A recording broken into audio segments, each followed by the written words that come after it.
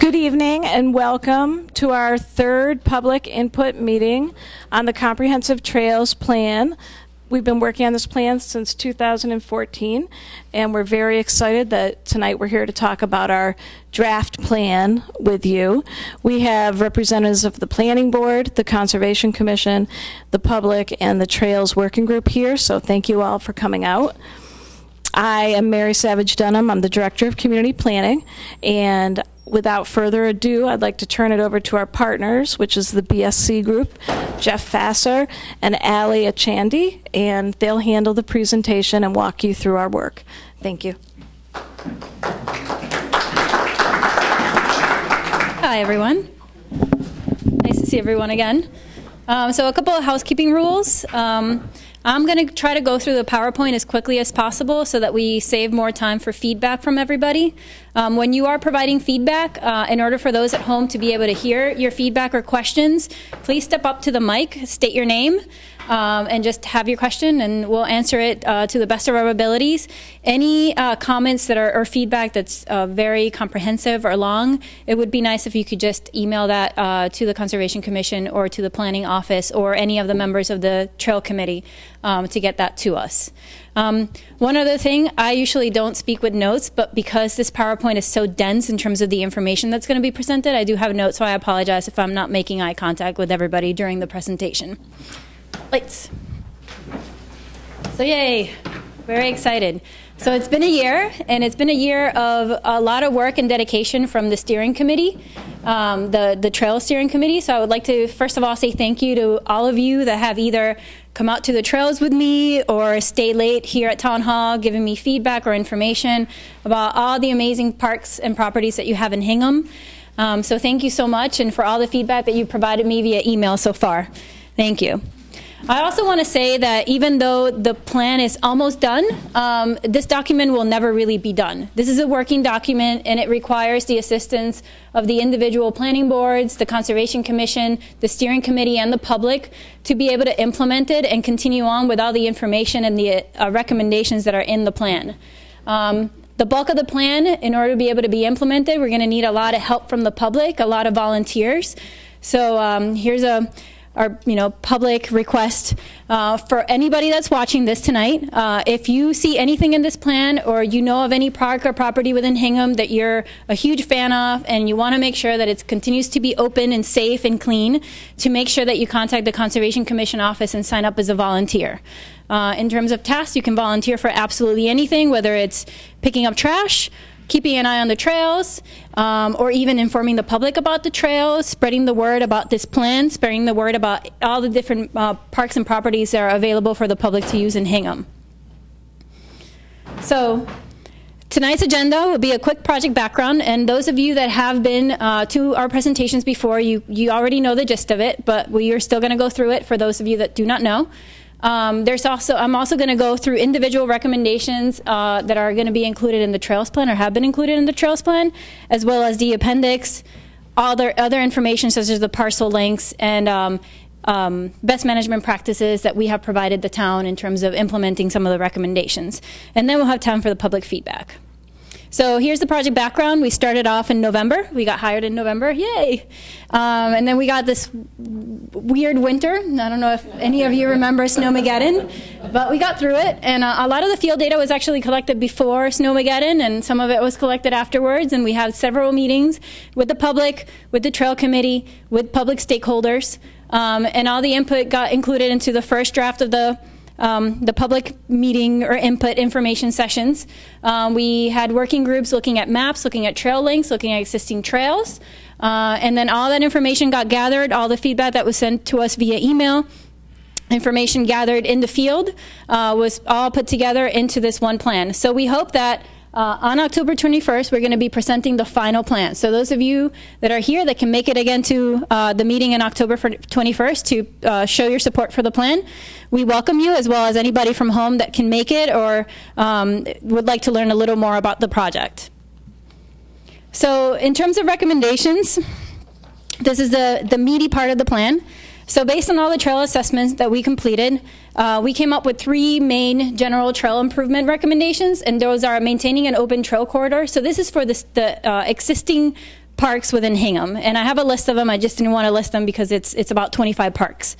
So maintaining an open trail corridor, improving signage, just because people feel safe when there's information, signs, explaining the historic attributes of the particular property or exactly where they are. Here comes into play the branding idea that we'll discuss a little further during the PowerPoint.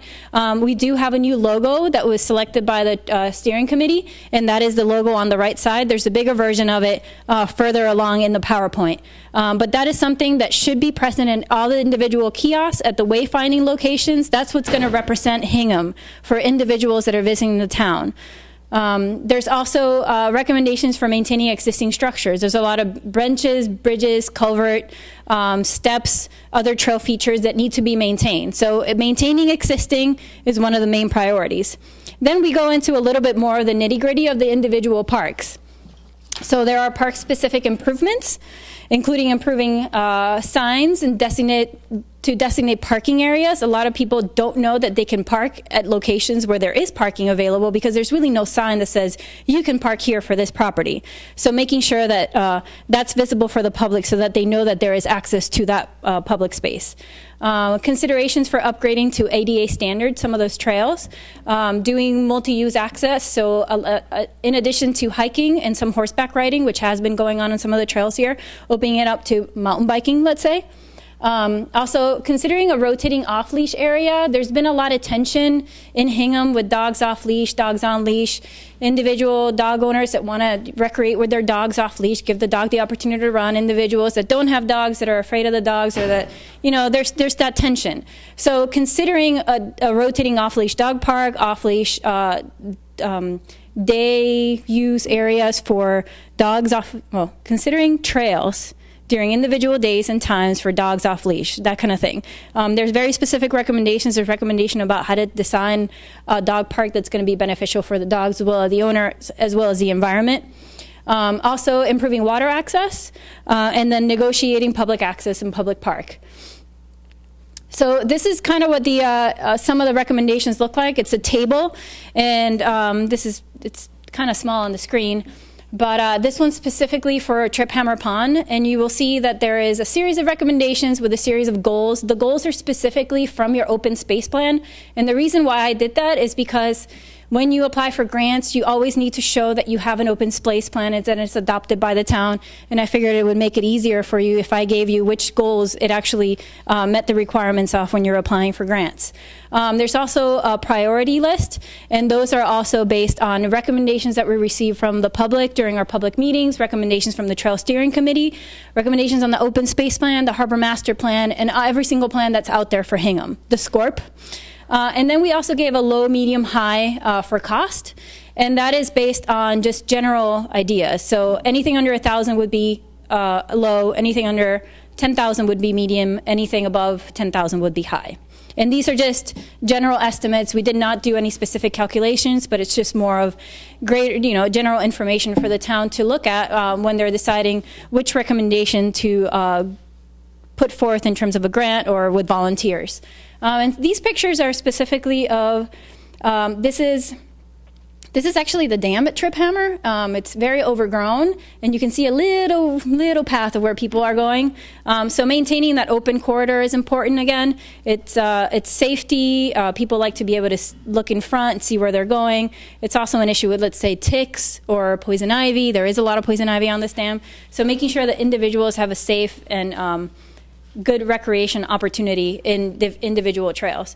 And then this picture actually represents the little signs that are along Post Lane and other places that take Trip Hammer Pond. And I mean, if it wasn't for the steering committee, I don't think I would have ever gotten to Trip Hammer unless I was on the DCR side.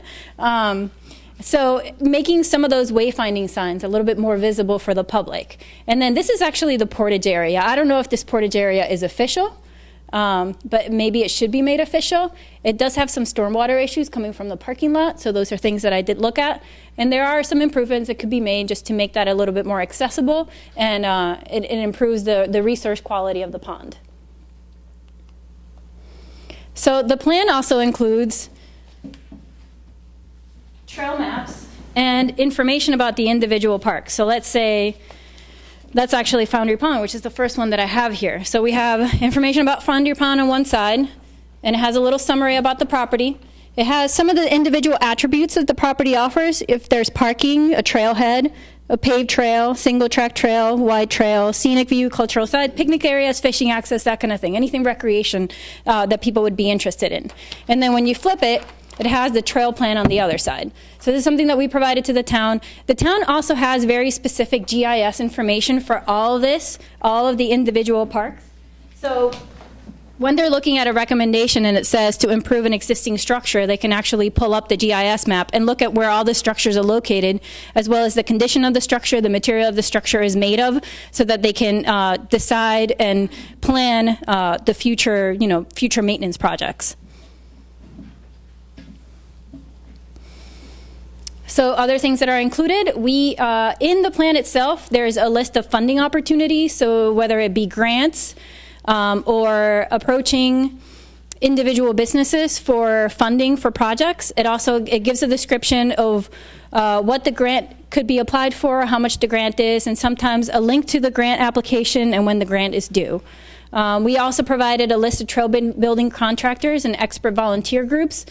These are your SCA crews, your AMC crews, even your IMBA crews, which is the International Mountain Bike Association. They are a free expert volunteer crew that will come to your property and do a trails training and do a trail improvement project and provide funding. So that kind of information is also on the plan. And then finally, we have, well, not finally, because there's more in the appendix. We also have a BMP, or Best Management Guidelines for Trail Maintenance, creation of new surface trails. It has information on how to build an ADA trail, or what's better for horseback riders, for hikers, for mountain bikers, for skiers. There's a list of individual charts of how to build a trail for the individual use or multi-use. There's also information about trail tools, how to use trail tools. There's information about what a trail tread is, how to maintain trails.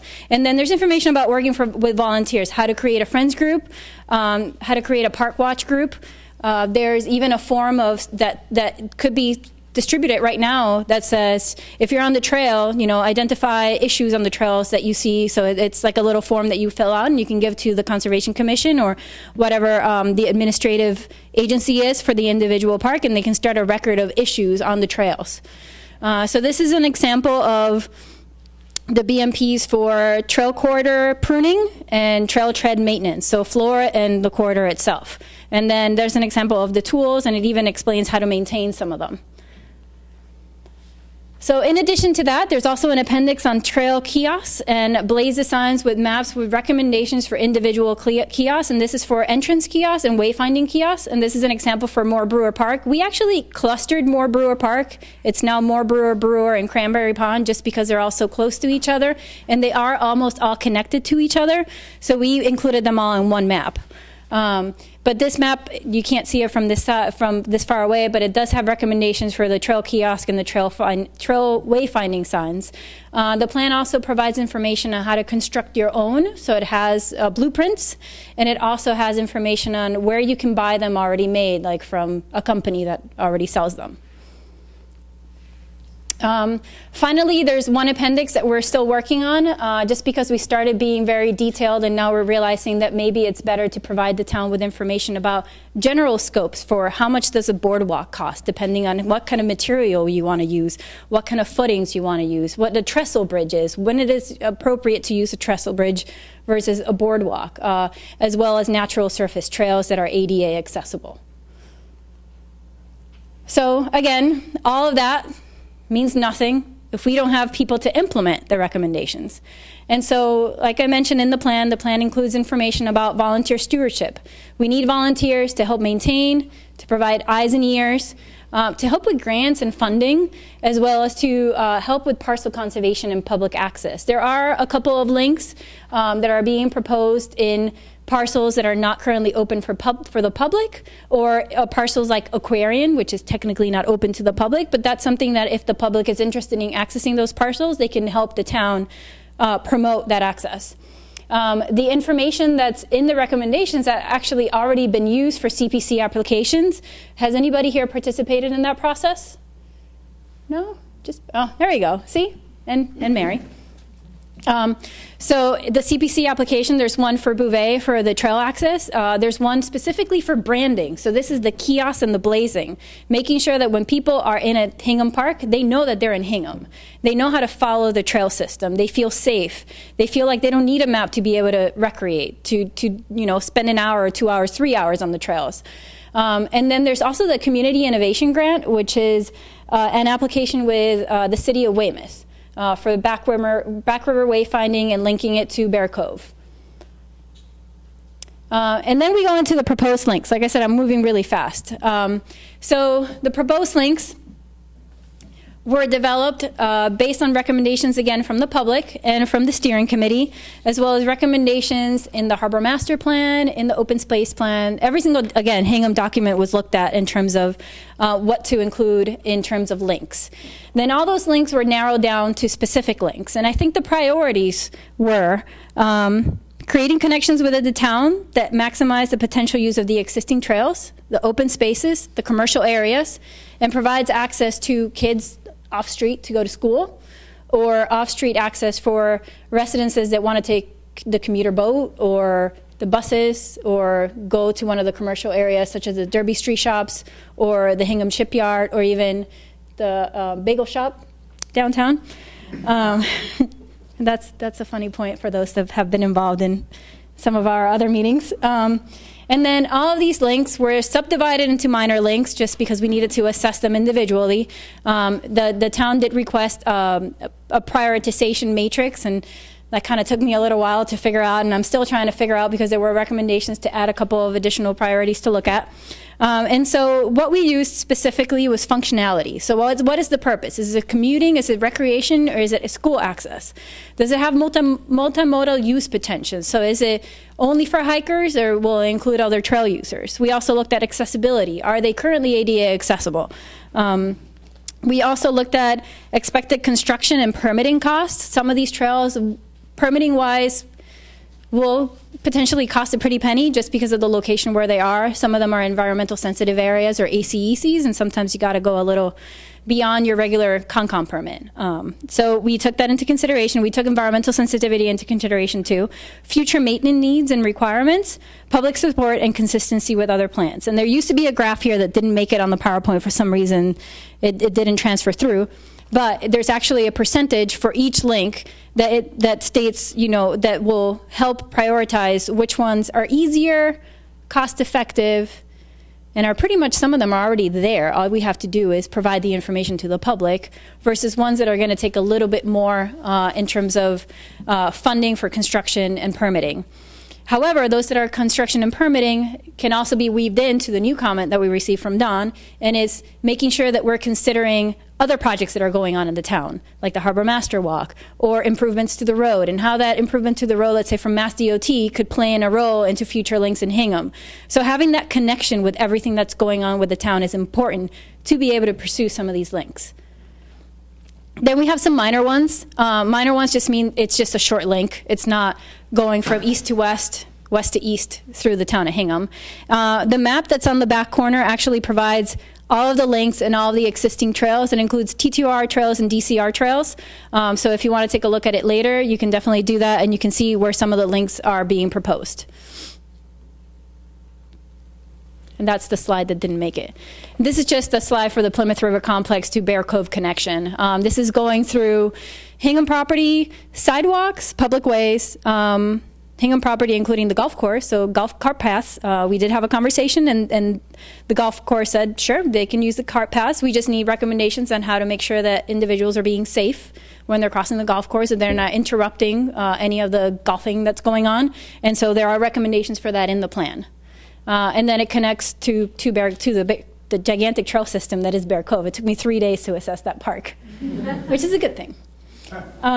So in terms of next steps, like I mentioned, we have our public presentation of the final plan on October 21st. And we do have a call for a civic engagement for helping to implement this plan. And then there's the branding. So from now on, oh, that slide also is not there, huh? From now on, the Hingham Trails logo should be on anything that Hingham does related to trails, making sure that people recognize that they're in a Hingham Trail Park or a Hingham Link. There's also recommendations for the town to pick a color for their blazes. So those are the painting, the little slashes that you see on trees that will help people follow the slashes so they don't have to have a map in front of them the entire time. You can pick whatever color. The one color that we don't recommend you using is orange, just because it's ATV, OHVs usually use the color orange. But any other color, if you want to go with national parks and DCR, it's blue. But if you want to be different, you can use yellow, let's say, for Hingham, which is very visible. Also, you want a color that's very visible. But like I said, just making sure that anything that's related to these trails, that branding is present. And then we have stewardship opportunities. So if you're interested in helping, if you're interested in learning more about the individual sections of the plan, just make sure you either contact the conservation office or you can contact Mary also at the planning office. And like I said, there are some CPC grants that have been already submitted based on the information on this plan. So we want to make sure that this plan continues to live. So if you see something in it that's missing, if you see something in it that you think it's not 100% accurate, just let us know, because we want to make sure that this is as good of a tool as possible for the town to make sure that they're pursuing their dreams and goals of connecting, having that unified Hingham vision, and not just within Hingham, but connecting to Weymouth, Cohasset, and Norwell at some point in the future. All right, so questions or comments? Or did I miss anything? Those of you that have read the draft plan. Yep. Oh, you want to come up to the mic? Okay. Or you can pass the mic around. No. I was wondering, I've been on that, in the Cohasset side, some of the Thayer Woods trails. Yep. And I've noticed that they've got a lot of these square pieces of wood that they just nail into the tree. Yeah, you can do those too. Yeah, there's different concepts. You can use plastic, or you can use wood, or you can paint the tree. I mean, a nail versus paint in terms of tree damage, it depends on what the town wants to pursue. Based on my experience, I did work for DCR at one point in my life, and we used some of the wood blazes. They got stolen a lot. And so we had to constantly be replacing them. So paint usually goes a lot further than a plastic or a wood. And about Wampatuck, is that because that's a state park? Is that not part of the mapping plan, or is it? It's not. So the plan only included, in terms of the mapping efforts and the recommendations, we do link to Wampatuck. However, DCR already did their trail planning effort they got a nice map there, for all the different properties throughout the state. So we were able to acquire information from TTOR also. So the TTOR trails have been mapped and they're on the map. We just don't provide a trail map because it's TTOR property and they provide their own map. Yeah. We even have whatever that property at Norwell is, Jacobs something. Jacobs Meadow Conservation? Jacobs Norwell?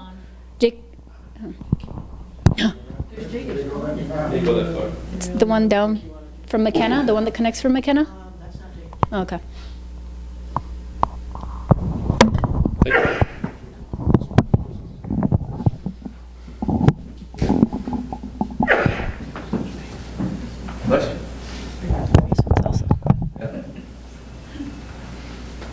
Yes. What does ADA stand for? So he just asked, what's your name, sir? ADA. Oh, are you a member of the planning board, or just from the public? Welcome. Common garden variety citizen. Awesome. Thank you for coming. Yay. So ADA is American with Disabilities Act. So making the trails accessible for multi-functionalities, wheelchairs, OPDMDs, anything that an individual needs to be able to access the parks. I know it wasn't the Americans for Democratic Act. Thank you. You're welcome. Allie, I have a question as far as volunteers, because I'm a believer the sooner we get involved with getting people together. Do you know of, have the Boy Scouts done any Eagle projects that may have to do with trailblazing, Girl Scouts, goal projects? Do you know any of that? I mean, is that something, we have such a great group in Hingham for both the Boy Scouts and the Girl Scouts. I'm thinking if we get that sort of the thinking going, that perhaps we can sort of design something that would, qualify in that no, way. So definitely. I just wondered if you knew of anywhere else. I don't know of projects in Hingham, although I think that one of the, Mildred Cushing, the bridge at the entrance is it's a Eagle Scout project because it's been signed by the Eagle Scout. So they have been out there doing some work. But in the past, I have worked with Boy Scout, Girl Scouts, even high schools. They have a lot of requirements for volunteer hours. So getting the high school together and doing a volunteer day on a weekend definitely works. And they can do anything from trailblazing to even cutting back the trails. All they have to do is just be properly trained, given some of the safety equipment, gloves, and then supervised. So if we provide that, I guess my question for you is there some kind of sort of qualification, sort of checklist of what needs to be done in order to qualify for what would be an appropriate badge? Oh, You see what I'm saying? yes. Do we design that? Do they design that? There is a way of you designing your own badge. Don't you have a kid in the Boy Scouts? Oh, come on. Yeah, that's fine. Yeah, No, see, but I've done. that's what we need because I think Yeah. that's creative Yep. thinking. I know that we have young people in this town who would love to do that. The schools would be happy to do that. I think we need to just provide a little guidance beyond what we might know. But And that's something I actually- thought that's something that you may have done with other towns or in any other work that you've done. I've mostly done Eagle Scouts that organize the troops. Okay. But I don't think that they get their volunteer service hours, but I don't think it's specifically for a badge. It's more to make sure that Eagle Scout gets his Eagle Scout title out of the whole package. However, I can definitely see how the forestry, natural resources, endangered species, and any of those badges could fit into something related to helping better the outdoors. I mean, I know, and maybe this is an aside, but I know recently that an Eagle Scout project was done in a garden at the library. So, if that turns into a project, boy, this would seem to be a natural project. So, Yeah, no, anyway, definitely. Okay, thank you very much. Yeah. What is the? The benches and whatever on a Prasm trip with Eagle Scout Okay. projects in the Yep. past. So they can help maintain what they have already built. Yeah. Yeah. What council is Hingham? Is it the one that meets in Milton? Oak Colony. Old Colony? So it is the Milton one. Okay. There's a lot of troop leaders at Old Colony that do work in the Blue Hills. So maybe reaching out to a father that's a leader to reconnect with the Old Colony troop to maybe bring some of the more experienced Boy Scouts in to train some of the other ones so that they can pass along the torch. Yeah. Questions, comments, feedback? Also has a very active Girl Scout community. Yeah, in the Girl Scouts. Since there's so much history in Hingham, is there? Yeah, I'm sorry. I know you got a long list of people who obviously put a lot of effort into this plan, yourself included, the VSC group. But I know there's someone, Andrea Young, who does our historical. Because it seems like there's so many trails that you probably could tie in some history to the, there's a lot of old photographs of grist mills or. Certainly Trip Hammer has some good history. And there is a recommendation for an interpretive component in some of the parks, but it's not specific to the individual parks. It's just a general recommendation. So that would be something that maybe the Historic Society could help come up with some of the placards to be put at individual locations. But like, let's say a Trip Hammer, I actually have a call out in GIS that says specifically this should be interpreted because there is that old grist mill and there is a sign, but the sign is covered and it's all vegetated. And there is a trail that connects that all the way almost to the high school. So, linking that to a historic walk. And then you also have Burns Memorial is highly historic. So making sure that that's interpreted. So there's general recommendations for interpretation, but there's no specific historic information about Hingham in the plan. I see what you said. It's an ongoing. It's an ongoing, exactly. So that could be a subsection. People use their phones now with all of these, Yep. hunts. What do they call them? The geocaching, yeah, Geocaching, yeah. and the Munsies, and yeah, there's a So much variety. now is all digital. Yep. So to have something you could call it. Yeah, and you can Abby was do. big on getting links to Yeah, there's information out on the web about using QR codes. So instead of having a big sign that you need to maintain, you might need a little sign that an individual can scan on their phone.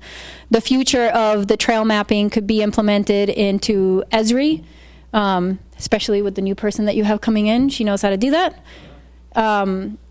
You can do mapping where the individual can follow themselves on the phone, and information can pop up on their phone as you're walking through an area that has a historic attribute or a resource attribute. It could be a vernal pool, and you want to interpret the vernal pool. It could even link to a little video while individuals are hiking in the woods. Yep. Great. Mm-hmm.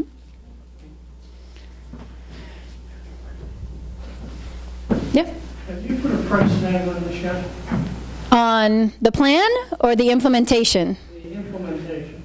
There's general information and costs related to maintaining trails, building boardwalks, putting in bridges, but it's so individual when it comes to a trail and how to improve a trail. You really have to isolate the individual trail within the park to give a quote, and that would just take a long time. So that's why we give the priority so that the town can decide which project to pursue next, and then someone can provide, a quote on terms of how much it would individually cost. The maintenance should not cost much. It's more of getting the tools and the people.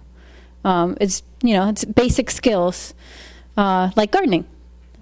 So those are easy to implement. Some of the links may be a little bit more complicated because there are new trails that would need to be created. There are boardwalks and bridges that would need to be installed. And I mean, Eagle Scouts do boardwalks if they're short. They do bog bridges if they're short. If it's not something way too complicated, they can do that. I know they've done a lot of work at Wampatuck and some of the other parks in the area, so they can definitely do that kind of project. But they just need a little bit of assistance from the town and the public too, in terms of funding for the materials. You got free labor, but you need the materials and you need the permitting also.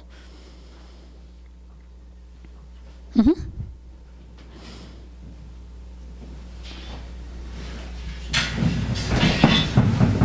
Faith Burbank, and I'm curious to know how the greenways are interwoven into this. In other words, habitat connections. Mm-hmm.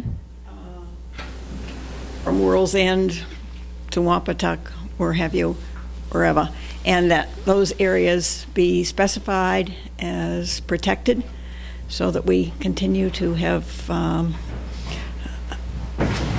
So there is a section in the plan that talks about conservation parcels. It talks about all the individual natural resources and sensitive areas that Hingham has. It talks about creating a balance between public access and habitat protection. If a trail is built right, it can serve as a corridor for wildlife instead of a detriment to wildlife. If a trail is built not great, depending on location, and there are very specific factors that you need to look at, then the trail can be detrimental. However, there is a list, an extensive list of parcels in an appendix that are of conservation value that could be of interest for the town to protect. These are mostly private parcels, so it doesn't mean that the town's going to go after it. These are just a list of parcels that include high areas or acreage of wetlands or floodplain, endangered species habitat. They're part of that water supply protection area for Hingham. So that has been included in the plan. It's towards the end. The town did ask us to include that information, so we did. In terms of specific wildlife corridors, like underpasses and things like that, we did not look at that. But in terms of parcels and conservation interest, there is a extensive list. But thank you very much, because also having a compatible wildlife with People domestic use. animals Oh, and people, yeah. Mm-hmm. Yep. is an important piece, Yes. especially where conservation groups are looking specifically to protect certain habitats. Yep. And natural heritage Yeah. programs. Yeah, like I said, it's you have to strike a balance. There's, like I said, there's a time and place for a trail, and you have to look at it. So it's a little bit of both. Oh, I apologize. Yeah, but it is in the appendix, and it's actually the last chapter of the plan.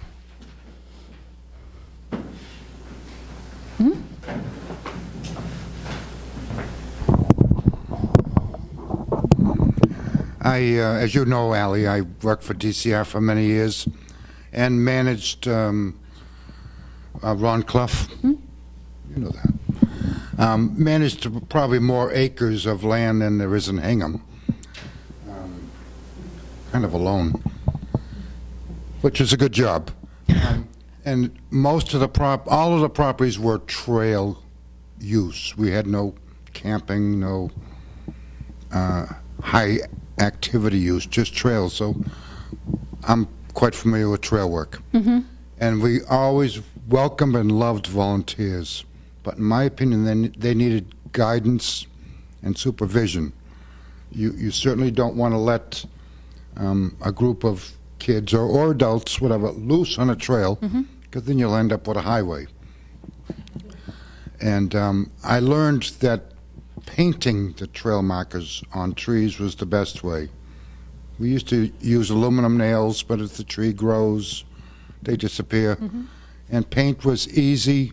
The first time it was painted didn't hold so well, but as you got coats on, it worked quite well.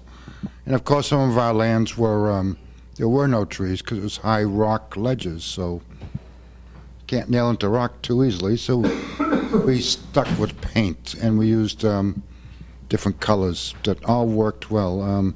Yellow doesn't work so well in the fall. Oh, that's right. Yep. Green kind of disappears in the summer. So you're going with blue, white? I loved blue. Blue.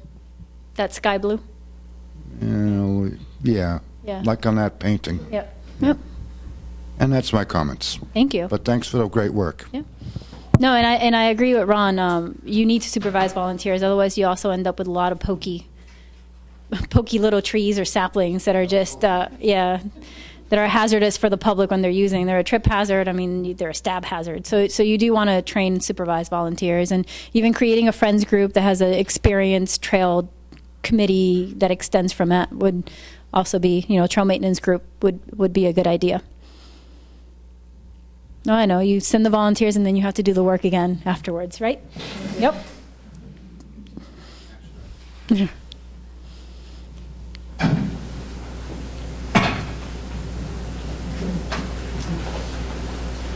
Anybody? Yeah, get up. I'm Jim Watson from the East Conservation Commission. I'm just wondering, I've done some town planning where we proposed local trails.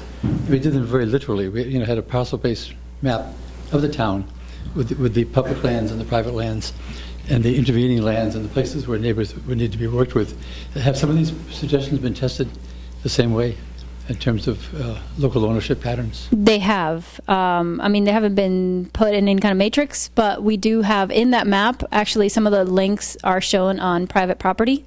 And those are other parcels of interest. They're private properties that conversations have been had at some point with the landowners for link connections or for other type of arrangements, easements or something with the town. They are in there, like I said, some of the links are through private parcels. We tried to stay away from private parcels as much as possible, but there are some that are in there. Also, the Glastonbury Abbey's in there. They gave us permission to include their trails on the plan, so they're a great resource. Lots of the major holdings are quite contiguous, and inevitably you need a civilized connection. Exactly, yeah. So that's why some of the recommended links are through either sidewalks or local roads, and there was a recommendation also that came in for us to describe a little more the safety component and the need for either more sidewalks or crosswalks or other ways of keeping individuals safe when they're connecting from one parcel to another. Like some of the concessions the Bay Circuit Trail had to make in some places, using roads until they could later on get a cross-country route. Exactly. Yep.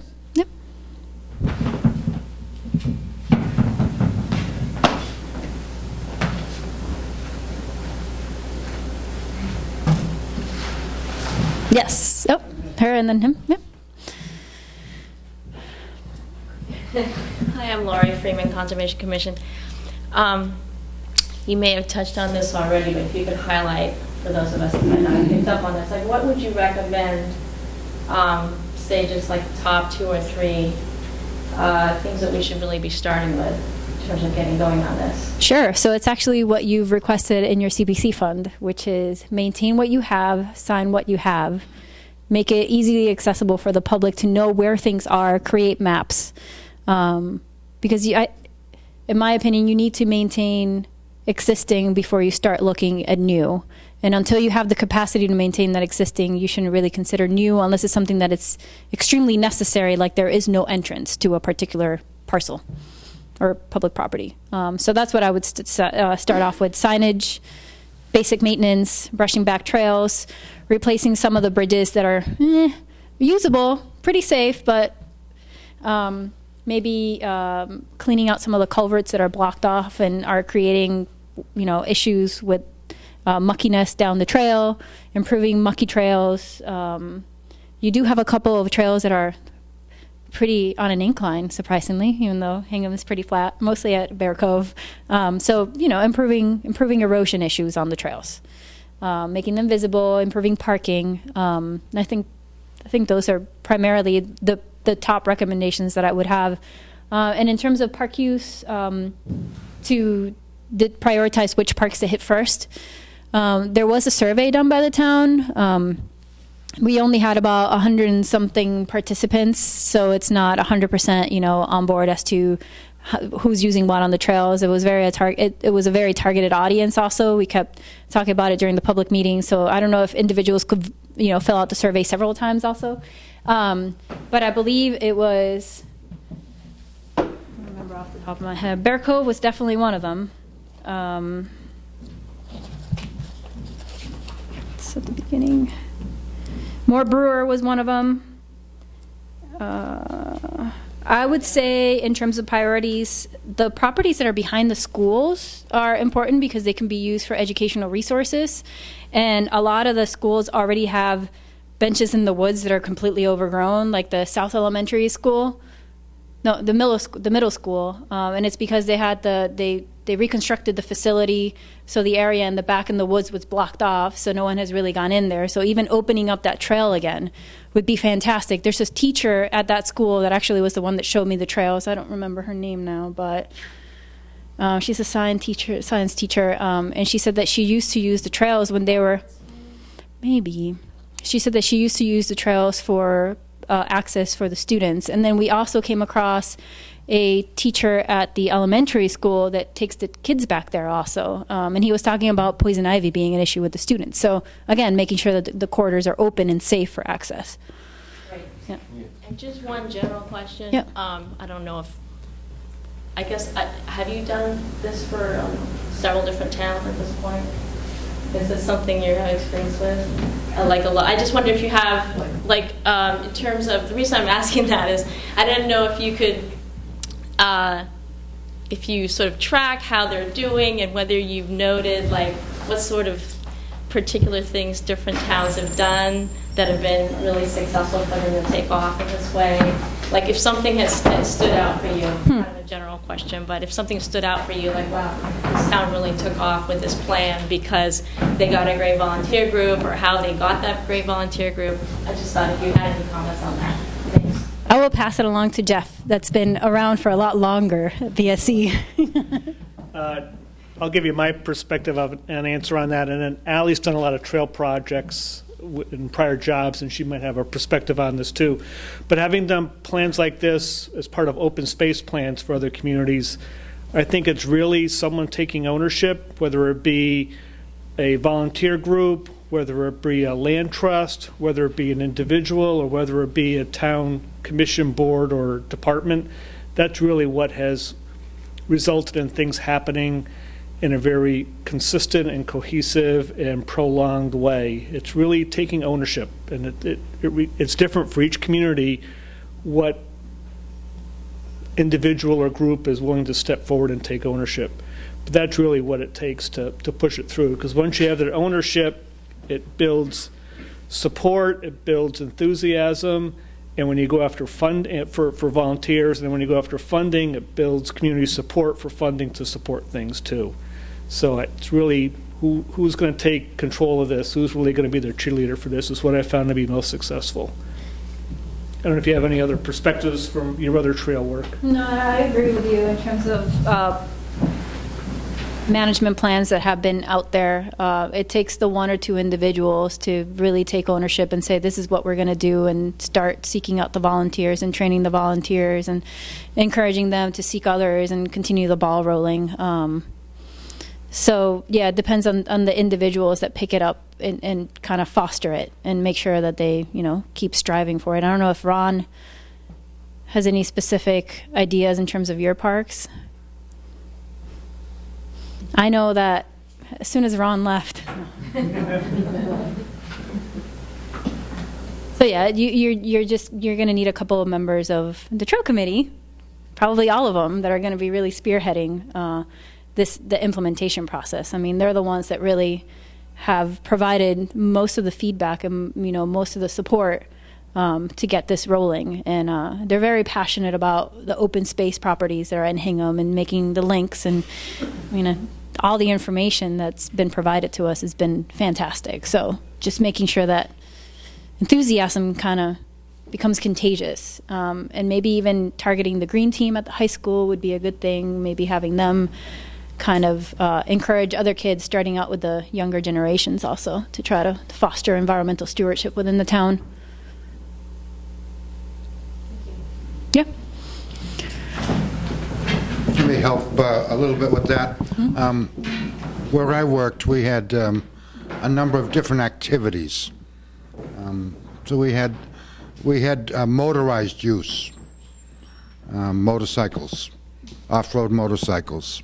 So that group would help maintain their trail, do a spring cleanup, patrol after a storm. We had horseback riding trails. So that group would come in like before an event. And one of the funniest things, the horseback riding group came in one year with a costume ride around October, Halloween, and even the horses were in costume. And it was such a great day.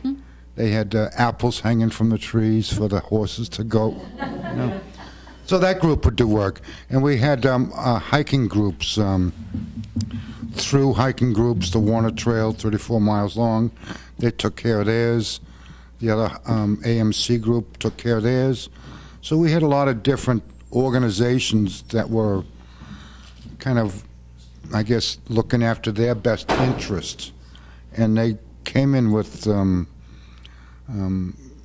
great guns of support, enthusiasm, equipment, help.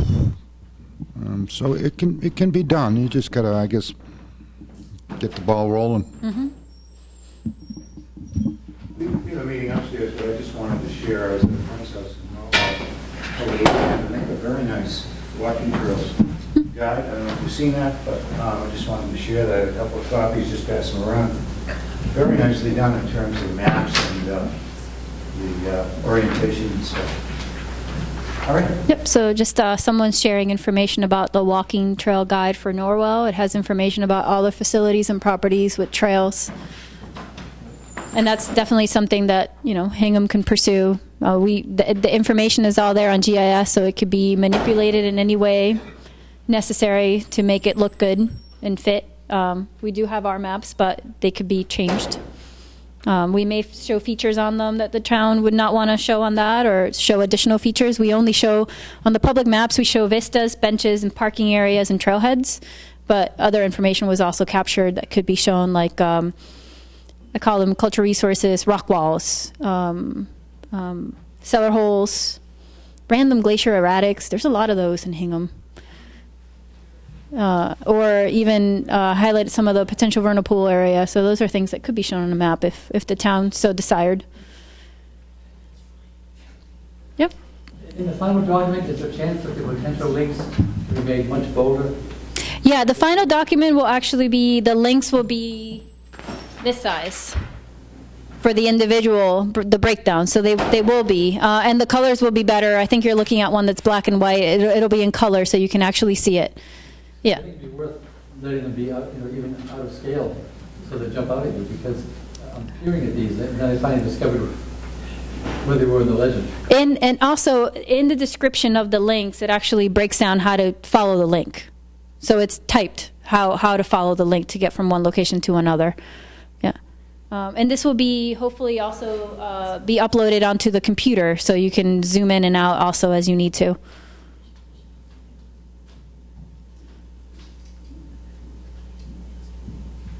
And because the maps were made using GIS, on a GIS data layer, even the links are GIS. They're not specific to the location, but overall general location, you will have the trail, the data for it. If it was a sidewalk, it was just easy to follow on an aerial and get the GIS information for it. Yeah, because if they're bigger and on a parcel base, so you can sort of visualize it against the existing land uses. Oh. Yeah, and that's something that because the town will have all the information, they can superimpose it on all the different data layers. Because all the parcel uses and the zoning and all that information is on GIS.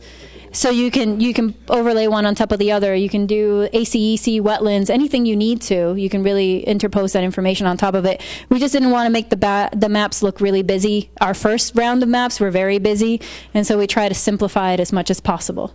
And I see some nodding. They were busy. The GIS layers to line up correctly?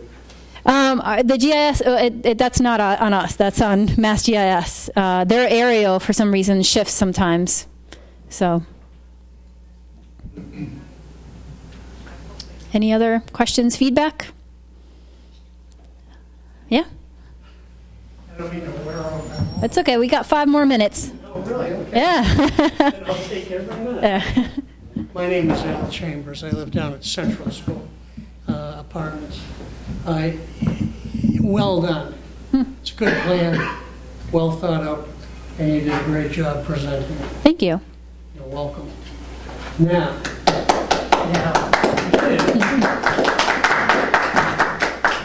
I want to refer to priorities. I was delighted to see the town forest on the priority list. That's a shame what happened to George Washington Forest. It's been closed for 2 years now. And prior to that, a woman walking her dogs in there got surrounded by coyotes. Yeah. You say, because you weren't there. Yeah, right. And so there's a danger there. It's got a tick infestation because of the deer. We've had workers up there and they've gotten ill, town workers. The Hingham Town Forest should be on the top of the list. And it should be properly forested for the first time in 100 years. Thanks. There are 2 parks that no one knows about, or very few know about, that are a concern to me. Directly across the street here is a park called Tranquility Grove. Have you all heard of it? Burns Memorial, right? Burns Memorial. Yeah. It used to be, every town used to have a grove, and outdoor meetings were there, and it was the site of the biggest anti-slavery speech, I forget what year, but just prior to the Civil War, with national speakers of great renown, black included. That was given to the town later on in the century, and we have done nothing with it. Neighbors dump brush and trash on it. If it were reopened, it would give you a path down to the Hersey Farm on Hersey Street, which has been restored beautifully, I think. And the last one I'm concerned about is there is a 7-acre island in Hingham Cove, right there, owned by the town. It was a park for years. It was used by the Knights of Columbus for picnics. It has a spectacular view back out over the I don't know what we call that thing, but of the harbor. It's a beautiful, beautiful park, deeply overgrown, high growth trees on it. If you go by, easiest way to really see it is to look from the cove as you go around to the left, and don't take your eyes off the road for too long. Beautiful park, absolutely left to go astray. It's a shame. I learned this week that one of my classmates had his reception there. And it doesn't seem too long ago to me. But the Knights of Columbus used it for years. cleaned out, brushed out, it would make a spectacular park as part of the harbor improvement project. The curb cuts are there, parking is there. It's an easy do. The last thing I'd like to say. Broad Cove, is that where you? Yeah. Yeah, you know where the Broad Cove Ballroom is? To the right of it. But it's hard to see. But you'll notice the curb cuts and the walking paths still go into it, but it's dangerous to walk in it. Right now, it's heavily briared. So it's on the shore of Broad Cove? It's on the shore of Broad Cove? Yes. Nicer Columbus had a building. Yeah. Yeah. Thank you. I didn't know that until you were curious on No, that. they had a building in The it. last thing I'd like to add, thank you for listening so patiently. None of these projects are scout projects. This should be professionally done, professionally forested, proper tools. Giving some kid a project that is Eagle Badge is not the way to go, period. And it's one thing for them to chip in later on specific parts of it, but it should be done professionally. Thank you very much. I do want to make one comment. Burns Memorial was included, so Tranquility Grove is in here. It was included as Burn Memorials Park. And there is a recommendation for working with the abutters to curtail dumping and negotiating with the abutters for additional public access. Parking, designating parking over at the DPW facility. And I thought there was something in here about forest management, but I guess I forgot to do that. But there is one for the town forest. Oh. Yeah, grab a rifle and a knife. Go walking there sometime. It's open in the wintertime. That's when I went. It was in the wintertime. There was no greenbrier, so you can actually walk in.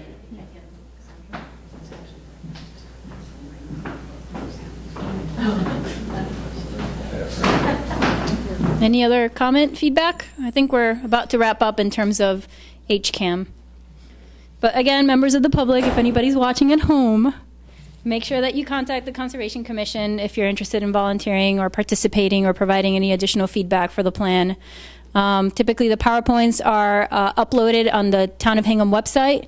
There is a trail component of the Hingham website that has included, I think, links to every single public presentation, as well as links to any other HCAM video that has been completed for this project. So, yep. Great.